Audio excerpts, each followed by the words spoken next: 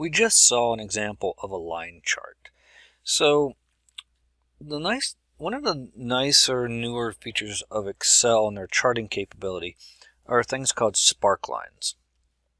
So we're going to look at that and see if we can make it work. So the first thing I'm going to do, I'm going to come back over to orders here. I'm going to insert a new pivot table. And what I'm going to do now is I want to look at each region. So we have region up here, right? All those guys there, right? I'd like to be able to know across the years if their sales are what they're looking like, right? So before it was all aggregated by when we looked over here, it was just across the entire company, right? So now I'd like to be able to get a little line chart for each particular region, for example. So let's do insert pivot table. Yep, all the defaults good. Click OK. And I'm going to take region. Let's see here. Region. There it is.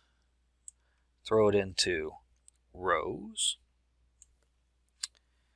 And we have all these different regions. Okay. Then what I want to do is I want to take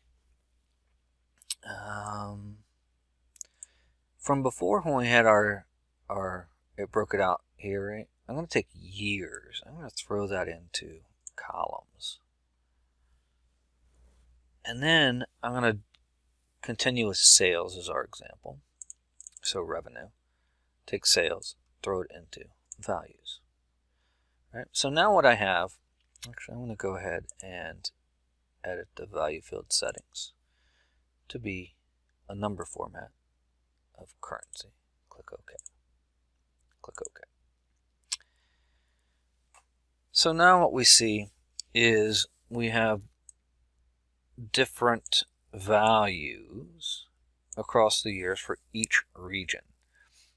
So, I could look at each one and say, okay, this one looks like it's increasing, this one looks like it's increasing, but notice it looks like it almost doubled the first time. So I could create all these different, right? I could create 13 different line charts, right? But Excel has something very slick that you can do. So I'm going to go off into G5 here. Go to Insert, and instead of on the charts here, there's actually its own little column here called sparklines. Because we're dealing with time series, I'm going to do a line. They also do column and win-loss, so you might want to investigate those on your own time. But we're going to do a line. So I'll do sparkline, and here in this dialog box, choose the data you want, the data range. So I'm going to click this little arrow, come over to here. I'm going to pick just the 4 years. Don't do the grand total or the line will go crazy at the end. So B5 through E5. And where do I want to put it? G5. Yes, because that's where I started. Click OK. And I get a nice little line chart. So it looks like it is going up. Right? Now I can drag this all the way down.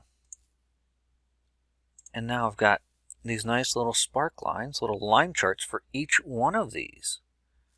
Small multiples is what the official term is for it. But, spark line sounds pretty cool too. So, we can see different patterns in each, right? Like here in North Asia, right, it dipped in 2012, but then came back up. This one looks kind of flat. Actually went down a little bit, right, and then jumped back up. So we got different patterns that we can look at.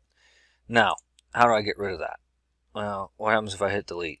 Omit my delete key, nothing. Hit the backspace key. Well, it did that, but it didn't actually get rid of it. Well, notice when I'm on these, if I come up and click on Sparkline Tools, you can then clear it from up here, clear the selected sparklines. So that's the way you get rid of them, is up here.